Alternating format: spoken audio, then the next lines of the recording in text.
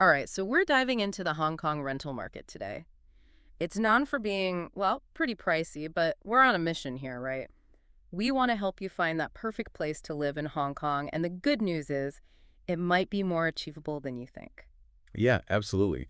There's this idea that you have to sacrifice everything to afford living in Hong Kong. But Mm. honestly, it's really about knowing where to look and how to make smart choices that fit, what you want. Exactly. So we're going to unpack all of that. We'll spotlight some areas that are surprisingly affordable and give you the tools you need to navigate the whole rental process.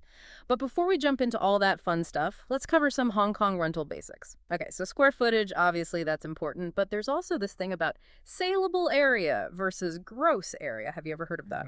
Oh, yeah. Yeah, that's a really important difference. Saleable area is like the actual space inside your apartment, including like the walls and balconies. But gross area, that includes like shared spaces in the building, hallways, lobbies, stuff you might not even use, but it's still factored into the price per square foot. So basically, developers can make a place seem bigger than it actually is. Good to know. Right. Okay, so what about deposits and leases? Usually you need to put down a 2 months rent deposit up front. And most leases are like fixed term, usually for a year. You might get a little more flexibility after 11 months, though. 2 months rent for the deposit and a year lease. Got it. Now, before we move on, we have to talk about, I guess, the elephant in the room, rental scams. I've heard some scary stories. Yeah, unfortunately, they're out there, especially like the market moves so fast. Some common red flags are fake listings, illegal subletting, especially in public housing, and anyone who wants a huge amount of money up front. If it feels too good to be true, it probably is. Makes sense. So, what's the best way to avoid all of that? Should we just get a real estate agent? Well, real estate agents can be super helpful, especially if you're new to the city. They have access to, the real listings and can negotiate for you. And they handle all the paperwork, which can be, a lot if you're not familiar with the local rules. Yeah, definitely makes sense. Now, I came across something interesting while I was prepping for this deep dive. Grade A office rents are expected to drop like 5 to 10% in 2025. Do you think that could affect residential rental prices at all? It's possible. When businesses downsize and need less office space, it can definitely kind of spill over into the housing market. Some landlords might lower rents to attract tenants in a, less competitive market. It's something to keep an eye on if you're planning to move sometime soon. Definitely. Potential price drops. Noted. Okay, so let's move on to the part I'm most excited about. Those affordable neighborhoods. And first up, we're heading out of the city center to the new territories. Think of it as like the opposite of that concrete jungle. The new territories offer more space, beautiful nature, and a way more relaxed vibe. And the best part, rent is so much cheaper, often like HK $10,000 to HK $15,000 per square foot. Wow, that's a huge difference compared to, Hong Kong Island. So, which neighborhoods in the new territories are popular with people who want that, like affordability and a good quality of life? Tai Po and Yuen Long are great examples. They've got a mix of residential areas, parks, convenience stuff, and they're well connected to the city center by public transport. Okay, but wouldn't the commute be like a nightmare? I mean, we're talking about living pretty far out, right? It is a longer commute for sure, but they've expanded the MTR subway system recently, and that's made travel times much better. And honestly, lots of people feel like the trade-off is worth it for the peace, quiet, and the affordability they get in the new territories. Plus, think of all the reading you can catch up on. True, very true. All right, now for a neighborhood that might surprise you, let's go back to Hong Kong Island and check out Wan Chai. Isn't that place known for being, well, pretty lively and expensive? It is. But what's cool about Wan Chai is that even though it's central and has that bustling nightlife, it's got some surprisingly affordable rentals too. You can find apartments there for an average of HK $70,200, which is pretty reasonable considering, it's so close to everything. Wait, so you're saying you can actually live in the heart of it all without, needing a millionaire's budget? That changes things. But wouldn't food and entertainment in Wan Chai, offset the savings on rent? Yeah, it's true that eating out and entertainment can be more expensive in Wan Chai than other places. But if you plan a little in budget, you can definitely keep those costs down. Yeah. And the convenience of having everything right there means, maybe you don't need to go out as much. Imagine walking to work, meeting friends after for drinks, and then grabbing some street food, all within a few blocks. I love that. Convenience and affordability all in one. Okay, so for our last neighborhood spotlight, let's explore one that's often overlooked, but it's a bit of a hidden gem, North Point. North Point has this unique mix of peacefulness and being connected to everything. It's a little quieter than some of the more central areas, but it's got great transportation and a really strong sense of community. And for anyone who prioritizes affordability, North Point is amazing. You can find studio apartments there starting at HK $8,000 to HK $9,000, which is incredible. Wow, that's even cheaper than some of the options we talked about in the new territories. What's the catch? No catch, really. It's just a well-kept secret among locals who love its charm and, affordability. It might not have the, I don't know, the glitz and glamour of some other areas, but it makes up for it with those authentic Hong Kong vibes and like that tight-knit community feel. It's the kind of place where you can wander through the markets, grab a delicious cheap meal at a Dai Pei Dong and chat with your local shopkeeper. Okay, so we've covered three really different neighborhoods, each with their own advantages. But finding the right neighborhood is just one part of it, right? We still need to talk about budgeting, how to actually like navigate the rental process, and all those insider tips for making your money last longer in Hong Kong. All right, so we've talked about some great neighborhood options, but now let's get into the nitty-gritty of like budgeting for Hong Kong life in general, because let's be real, Hong Kong can be an expensive city, so knowing how far your money will actually go is super important. Yeah, definitely. And it's not just the rent, right? You have all those other daily expenses that can really add up. So let's break it down. What kind of monthly expenses should we expect aside from rent? Oh, food's a big one. If you're eating out for most of your meals, you're looking at, I'd say, like HK $40 to HK $80 per meal. So yeah, that can become a significant chunk of your budget pretty quickly. Yeah, wow, that's definitely more than I'm used to spending. What if you're a decent cook, though? Would cooking at home make a big difference? Oh, absolutely. Cooking at home is honestly one of the best ways to save money in Hong Kong. Groceries usually cost around HK $2,000 to HK $4,000 a month, but obviously that depends on what you eat and where you shop. Okay, so cooking at home is definitely the way to go for anyone on a budget. What about transportation? How much should we be budgeting for getting around the city? Hong Kong's public transport system is amazing, and it's really affordable. The Octopus card is like essential for anyone living here. You can use it on buses, trams, the MTR, even in some stores. Yeah, I've heard so much about this Octopus card. Is it really as convenient as they say? Oh, it's a game changer. You just put money on it, tap it when you get on and off public transport, and the fare is automatically deducted. It's honestly so seamless. Okay, I'm convinced. Octopus card, here I come. So we talked about rent, food, transportation. You mentioned there were some additional costs beyond those, though. What are some of those like hidden expenses we should be prepared for? Right, so we talked about the 2 months rent deposit, but there are a few other costs involved with renting a place. If you use a real estate agent, you usually pay them a commission, which is normally 1 month's rent. Okay, so 3 months rent up front, then two for the deposit and one for the agent's commission. Anything else? There's stamp duty too, which is basically a tax on the lease agreement. It's usually a tiny percentage of the total rent, something like 0.25%. And then, of course, you have your monthly utility bills, which can be different depending on your usage. Water, electricity, gas, internet, all that. Right. So it's not just about getting a good deal on the rent. It's about like knowing about all these extra costs and factoring them into your overall budget. Any tips for keeping those utility bills down? For sure. One simple thing is to buy energy-efficient appliances. They might cost a bit more upfront, but they'll save you money in the long run. And when it comes to water, try taking shorter showers. Be mindful of how much you use for dishes and laundry. Every little bit helps. Love those practical tips. Okay, before we move on to the rental process, I want to go back to transportation for a sec. You said public transport in Hong Kong is pretty affordable, but what if I'm commuting from one of those further out neighborhoods like, Tai Po or Yuen Long? Wouldn't those daily MTR fares start to eat into my budget? Yeah, that's a good point. If you're commuting every day, those individual fares can add up. But the MTR has monthly passes that can save you a lot compared to paying for each trip. So if you're going to be using it often, look into a monthly pass. Good to know. What about other ways to get around? Is it realistic to bike or walk in Hong Kong? For shorter distances, walking and cycling are great options. Hong Kong's actually surprisingly walkable, especially if you're in a dense area.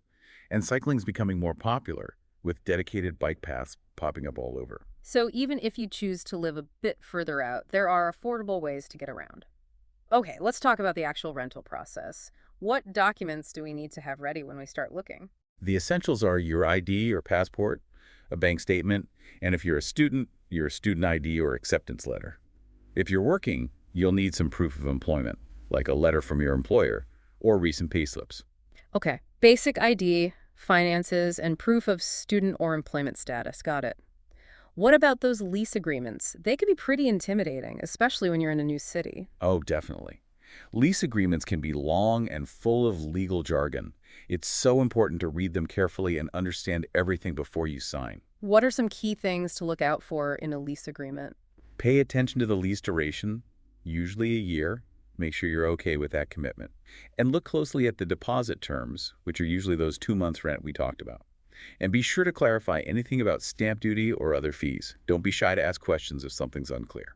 Right. Better safe than sorry. Is there any room for negotiation when it comes to rent and those lease terms? Or is it all pretty much set in stone? You can definitely negotiate. Do your research beforehand so you know the going rates in that neighborhood, and be ready to walk away if the landlord won't budge on the price or terms. Sometimes offering a bigger deposit up front can help you get lower money-free rent. So do your research, be prepared to negotiate. Good advice. Okay, let's switch gears and talk about the fun part. Living well in Hong Kong, even on a budget. Any insider tips for affordable food and fun things to do? Hong Kong's a foodie paradise, even on a budget. One of the best ways to experience, like, real authentic Hong Kong food is to check out the Day Pay Dongs, those outdoor food stalls. Amazing food at really good prices. Oh, I love Day Pay Dongs. They're so lively, and the food's always incredible. Any other money-saving tips for foodies? For fresh produce, hit the wet markets. You'll find all sorts of fruits, vegetables, seafood, meat, all cheaper than supermarkets. It's a great way to, like, immerse yourself in local culture and support small businesses too. I'm all about that. Okay, what about entertainment? Are there ways to have fun in Hong Kong without spending a fortune? Definitely. Hong Kong has incredible natural beauty, and it's free. Tons of hiking trails, beaches, all free to enjoy. Many parks have free events and activities throughout the year, so you can have a blast outdoors without spending anything. Hiking, beaches, parks. Sounds amazing. And of course, getting around is easy and affordable thanks to that amazing public transport system. Exactly. Don't forget the Octopus card, your ticket to all sorts of adventures. And if you're a student, see if you can get any student discounts for transport. Lots of universities have deals with public transport, so you can often get cheaper fares. Okay, so food, fun, transport, all covered. What about making friends and like building a community? Are there ways to connect with people in Hong Kong without spending a lot of money? Joining local community groups or those online forums is great for that. You'll meet people who are also trying to live affordably in Hong Kong. These groups often organize cheap activities and share advice on everything, from deals to just getting around. That's such a good idea. Okay, we've covered a lot, from budgeting and transportation to finding affordable ways to have fun and eat well. But I know it's a whole different world for students trying to find a place in Hong Kong. Let's talk about that. Yeah, student housing definitely has its own unique things to consider. We'll get into that right after this.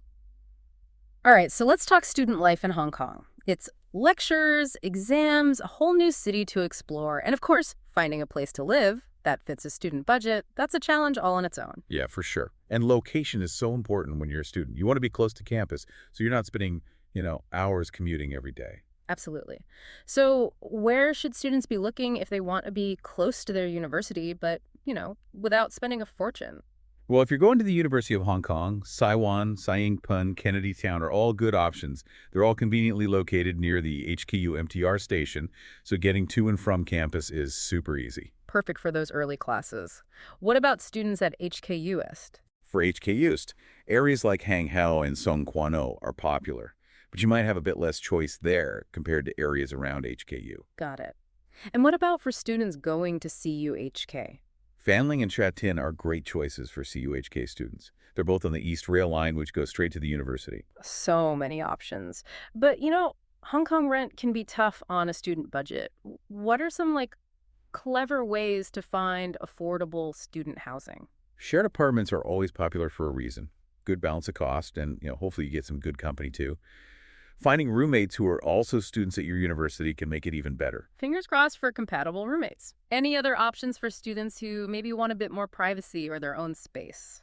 Village houses are an interesting option. You can get more space for your money. Usually they're further from the city center, so the commute's longer, but that extra space and quiet environment might be worth it for some people. That makes sense. What about those older buildings you see everywhere in Hong Kong, those walk-ups? Are those an option for students on a tight budget? They can be. Old buildings sometimes have lower rents compared to those fancy new developments. Hmm. But you might be missing some modern conveniences, and you'll definitely want to check the place carefully for any problems, like mold or plumbing issues. Good point. It's all about weighing those pros and cons and figuring out what's most important to you. What about those purpose-built student accommodation buildings? I've seen a few popping up near universities. Are those worth considering? They do have some perks. You get that instant community, and many of them include things like study rooms, gyms, laundry facilities. They can be a bit more expensive, though, so it depends on your budget and how much you value those extra things. Right. So we've got shared apartments, village houses, old buildings, purpose-built student accommodation, lots of choices. What about finding them, though? Those online platforms, resources for student rentals. Where should students start? The general rental platforms like 28AT and House 730 are good places to start. They have a huge range of listings, and some of them are specifically for students. Then there are those student-specific platforms like UHomes and Student.com, which focus on student needs but can be a bit pricier. And social media. Gotta love social media. Right. Facebook groups and platforms like Carousel can be great for finding affordable student places. But like we said earlier, be careful about scams. Always make sure the listing and the person you're dealing with are legit before you pay anything or, commit to anything. Yeah, good advice no matter where you're looking. Any final tips for students before they start their Hong Kong housing hunt? Don't wait till the last minute. Start your search early, like ideally 2-3 months before your semester starts. That gives you enough time to look around, compare prices, and find a place that you really like and that fits your budget. Great advice. Okay, so before we wrap up this whole deep dive, we need to talk about avoiding those rental pitfalls. Because whether you're a student or not, navigating the Hong Kong rental market can be, well, a bit tricky. Yeah, it can. And there are some, legal things and tenant rights everyone should know about to protect themselves. What are some of those, common traps that renters should watch out for? One of the most important is verifying who owns the property. Make sure whoever you're dealing with actually owns it and has the right to rent it out. You can actually check this with the land registry so you don't get any nasty surprises later on. Good tip. Anything else? Be really clear on the rental terms in the lease agreement. That means things like how long the lease is, the deposit, any rules about repairs or maintenance. If anything seems confusing or unfair, don't be afraid to ask. Right. Always good to be informed. So what's the best way to make sure things go smoothly with landlords or property managers? Communication. Open and honest communication. Get everything in writing to avoid misunderstandings. If you have any concerns or if something needs fixing, write it down. Let your landlord know. And if things get really complicated, maybe it's a good idea to get some professional advice, right? For sure. If you have any legal problems or disagreements with your landlord, talk to a solicitor or a tenants' rights organization. They can help you sort things out. Great advice. Okay, last question. How can renters be sure the place they're choosing is, safe and in good shape before they move in? Do a proper inspection. Before you sign anything, take your time, look around carefully, check for any problems like mold, water damage, appliances that don't work. If you see anything, make sure it's fixed before you move in. So basically, a checklist is a good idea to make sure you don't miss anything important.